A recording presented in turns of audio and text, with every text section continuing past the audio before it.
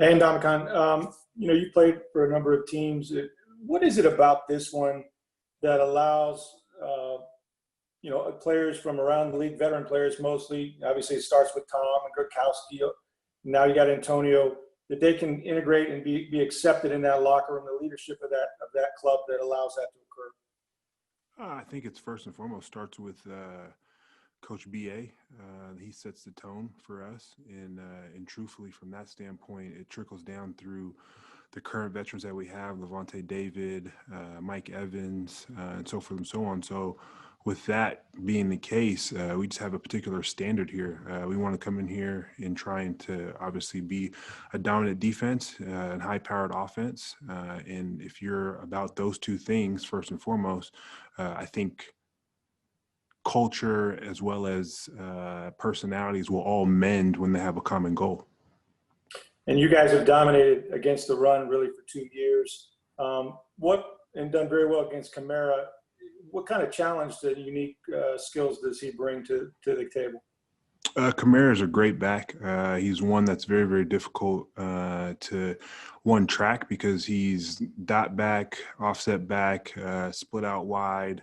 So it's somebody you have to always be looking for to see where he's going to be aligning and account for him, whether it's one guy or two guys. We're fortunate enough we have great linebackers that we can match up one-on-one with. But obviously a guy with that, you're probably going to have some double teams and just figuring out what scheme we want to run against him. But he's definitely an elite back and a guy that is a game changer that we want to shut down because they've been running a lot of their offense, especially with 13 being out. Thanks. Next question will come from Greg Allman. Mm-hmm.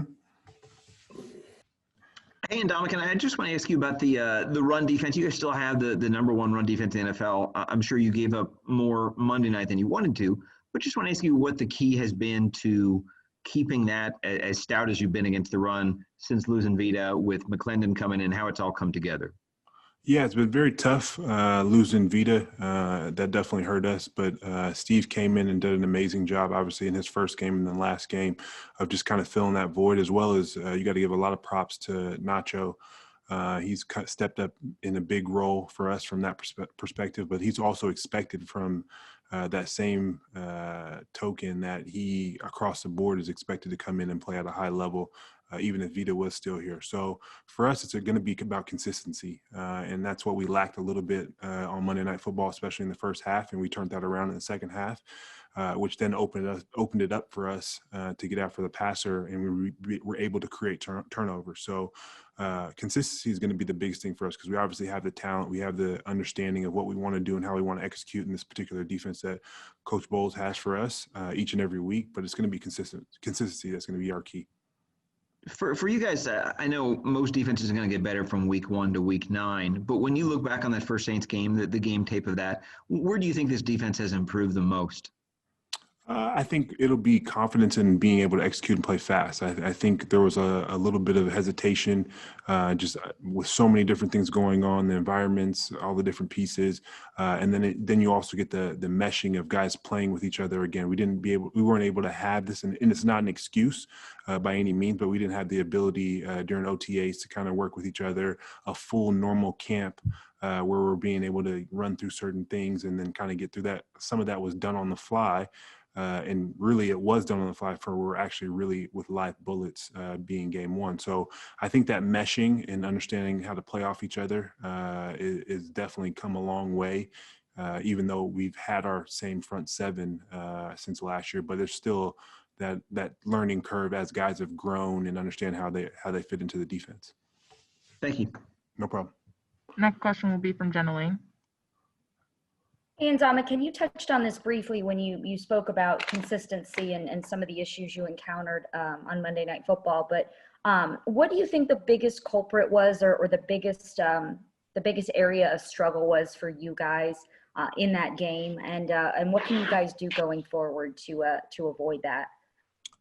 For my quick review of the film on the plane ride back before we started getting prepared here on Wednesday as well was the ability for us to we were all in the right places, and I think we were gap sound, but it's just getting off and making plays. And I think that's where we struggled a little bit in that beginning of that game. So when I really go back and watch the film and have the recollection now of it, it was just getting off and making plays. It wasn't anything that we didn't expect from them as an offensive team and what they wanted to do. They pretty much stayed consistent. They obviously threw some wrinkles in there with some tricks and whatnot. But at the end of the day, it was just we weren't going out there and making plays. And that's what we have to do as a defense and what's expected of us.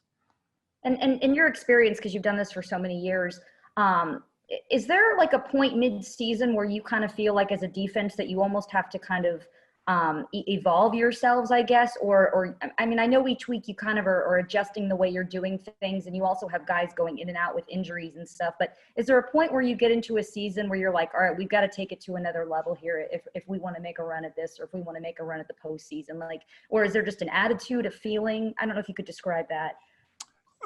If I'm understanding you correctly, I think it goes to the comments that I said earlier about consistency. If you can maintain a high level of consistency in play, then you can find ways to go and make big plays because you know you have that baseline, which is very, very high. And I think that's something for us that we struggled a little bit, like I said, at the beginning of the game on Monday Night Football, having a consistent high level of play and then taking the next steps to go and make a play on the ball and get an interception as we did in the second half, or hit the quarterback, make him fumble, get a sack, whatever it may be. And I think that's where you may be speaking of saying, all right, that's when you see the defense turning the corner and saying, all right, this can be an opportunity for this team to be a championship defense because they're making all these big plays. Because you can have a great defense and everybody's in the right place. They make the tackles. They do everything they're supposed to do.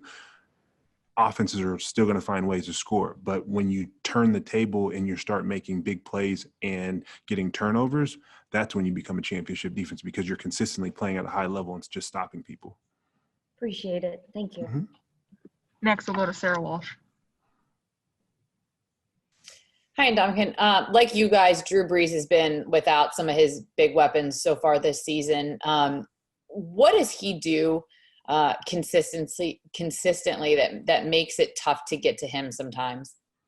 Yeah, it's funny you asked that because I was watching the sack reel earlier this morning, and they've only given up 9, if I remember correctly. He's great at getting rid of the ball. He's finding that check down. If he doesn't have the ability to get the ball down the field, they find ways to max up protection to truthfully protect him. He's great at stepping up in the pocket. And we got to find ways to get him off balance. And I think it's that rush coverage mix that's going to be the best for us to be able to get after him. And we've found ways to do that in the past. So, and I'm sure we're going to have some great blitzes to go against him. But at the end of the day, it's going to be that rush coverage mix that's going to be able to allow us to get after him. Next question will come from Mark Cook. Hey, Ndamukong. I'm sure there's some frustration with the Saints beating you guys the last 4 games, winning the season opener. They're the reigning NFC champs for the last couple of years. Is there a feeling through the locker room this week that, you know, if we want to be the best, we've got to beat the best? Or do you have to just approach this game as just another one of the 16 on the schedule? No, I think you definitely have to understand that this is a team that has definitely dominated the South, NFC South, and they're the team to go through to do that. It'd be no different of who the NFL champion is. You have to go through that particular house to go and get the championship. So we look at it from the standpoint of we want to be first and foremost division champions, and then go after the NFC championship. And that starts with us winning our division. So they're in the way of that. And it's very important for us to find a way in this particular circumstance to split games with them. And this is a big game for us. As last week was, and the next week after that. But it's most important that we got to take care of business with our division first and foremost. So. Okay, thank you. We have time for a couple more. First, we'll go to Kevin O'Donnell, and then we'll finish with Rick Straub. Ndamukong, I don't know if this got to your attention at all, but Drew Brees showed up on the injury report yesterday with a shoulder issue. Does that raise your eyebrows at all? And does that do you consider having to prepare differently, thinking maybe that they may have to go to Jameis in this game? This is my first of hearing it. I don't really paid too much attention to injury reports unless obviously they're brought to my attention, like the last 2 weeks with offensive linemen being out for practice and things like that.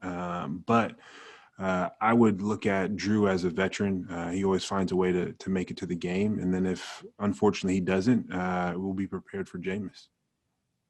Thank you. Last question will become from Rick Stroud. Ndamukong, you've always affected the quarterback, right? You've always pressured the guy, and teams put a lot of attention on you because of it. But you've got, 4 sacks already halfway through the year. What has allowed you think, this year to actually get the guy on the ground as much as you have? Like I said before, it's the rush coverage, also being a lot more comfortable within this defense, understanding how I can find ways to cheat and make plays, as well as being able to play off my teammates like I did last week with JPP. Shaq has done a tremendous job. I love running games with him. And overall, people have seemed to have given me the opportunity to get a little bit more one-on-ones.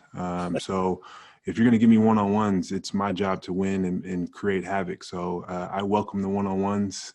Please make that loud and clear. I welcome them because I will make sure that you try not to give me one-on-ones the rest of the time. So, yeah. Thanks. Thanks a lot. Thank you. All right, that's all we have time for. Appreciate you taking the time. All right.